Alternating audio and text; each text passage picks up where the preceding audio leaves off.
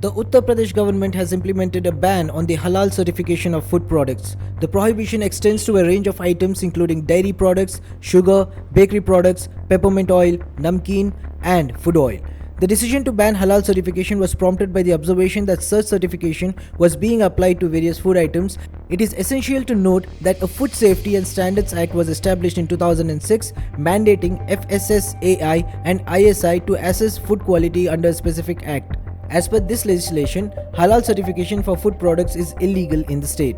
Violators will face legal action under Section 30 of the Food Safety and Standards Act, excluding products meant for export.